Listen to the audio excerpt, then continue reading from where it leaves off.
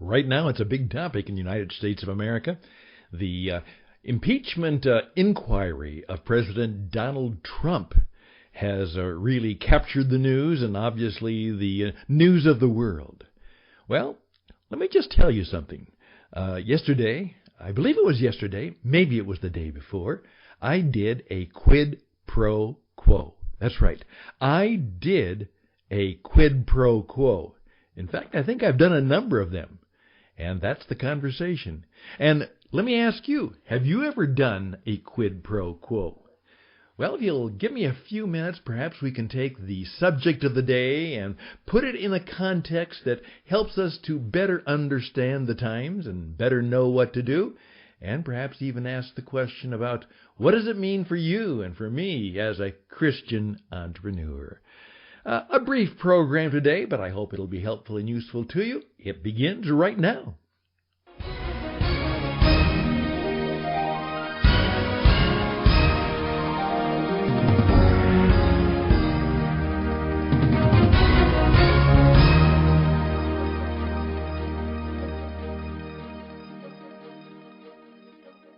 This is Stan Houston. The program is The Master Entrepreneur, brought to you by tcenglobal.org, which is where we hang out for the Christian Entrepreneur Network.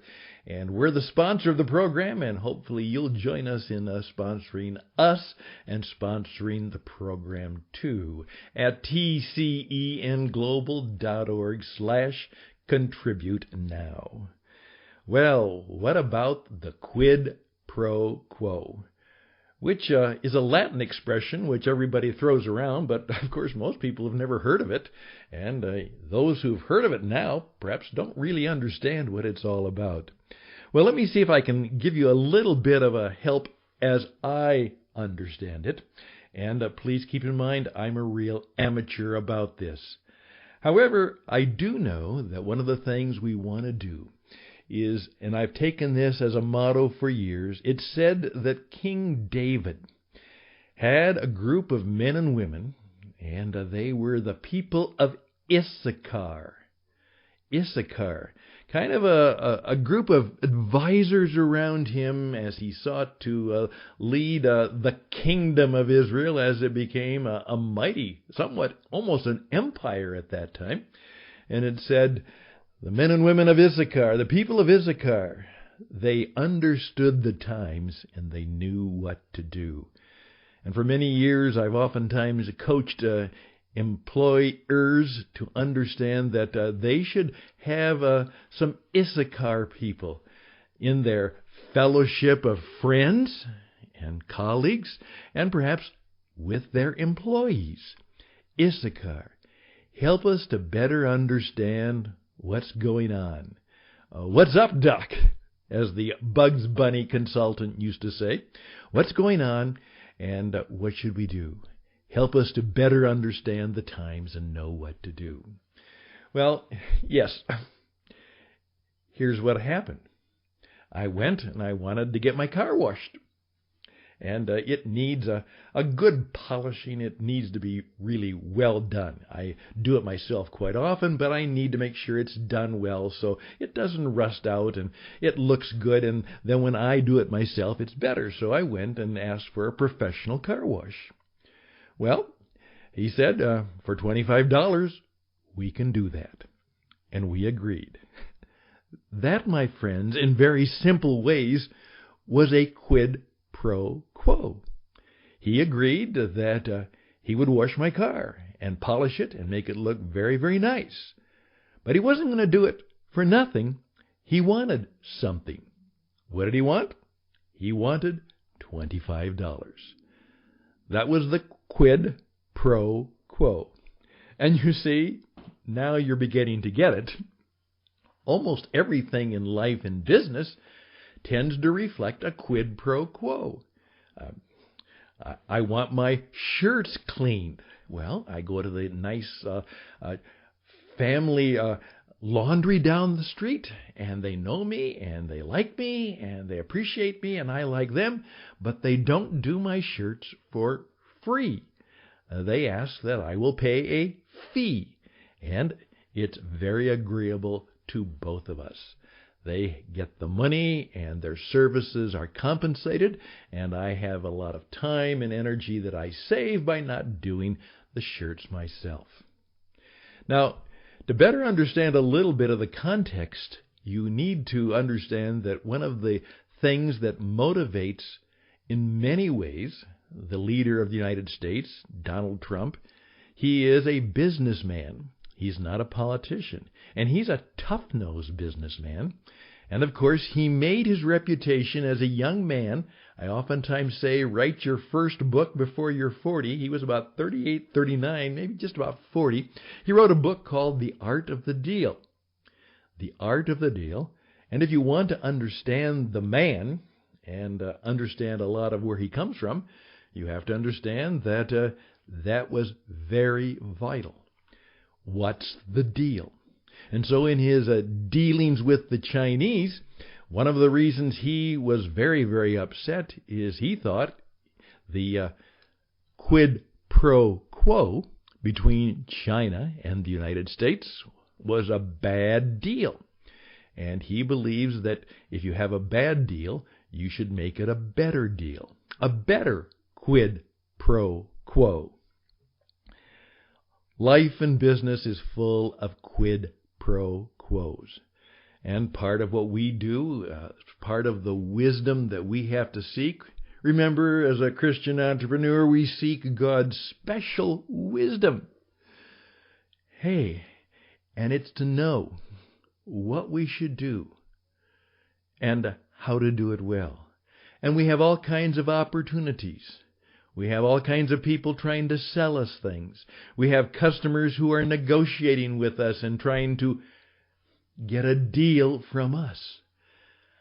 Give us the wisdom to be wise and kind and good and ethical and Jesus-pleasing in the deals that we make, in the deals that we do.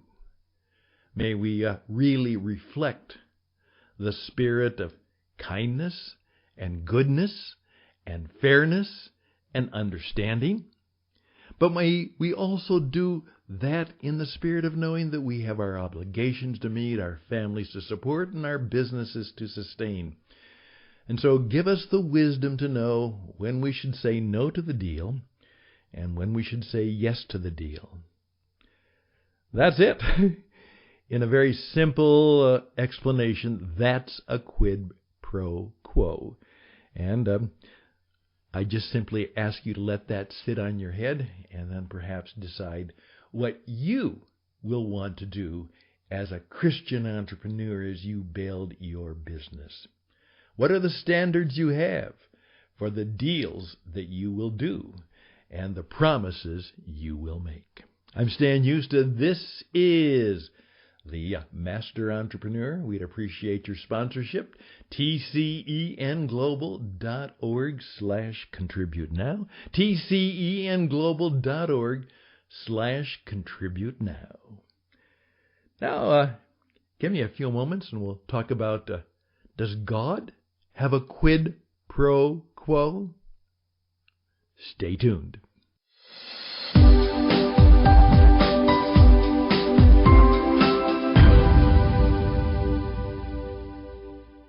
And just in a few moments, that's a great question. First of all, God does not always quid pro quo us. What if God gave us totally what we deserved? You know, us fallen, sinful men and women, what if He revoked grace and mercy and love and then gave us exactly what we deserved? Oftentimes people say, I only want what I deserve. And I've got a friend, a very wonderful man. His name is Rod Mason. He's a lawyer, and he says people oftentimes say to me, well, I just want what I deserve. And his comment with a smile is, no, you don't. We don't ever want what we deserve, but we'll try and decide what it is you do want. Yeah, to live with God, to receive His great creative power, is grace that is amazing. It's not a quid pro quo. However, I just simply ask you, is there in any way a God quid pro quo? Does he have expectations of you and me? Is there something that he wants you and I to do? Well, the rich young ruler asked Jesus, how may I have what you have? How may I have eternal life? And Jesus said, well, hey, go sell all that you have and give to the poor. Then follow me. Was that a quid pro quo? I'll just let that sit on your head for a while, because today, on this Wednesday, I'm going to take a little time as I approach 2020 to say, okay, dear God, what are the things that you want me to do?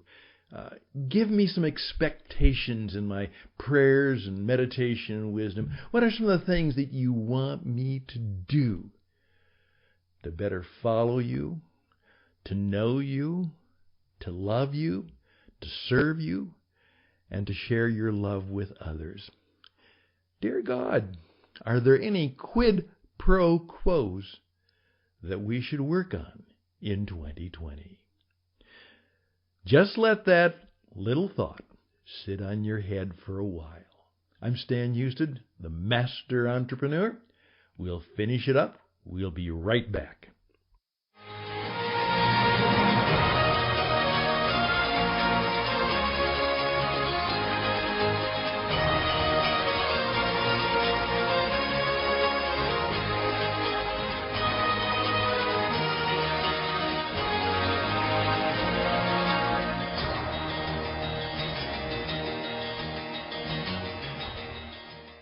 Hopefully something to think about.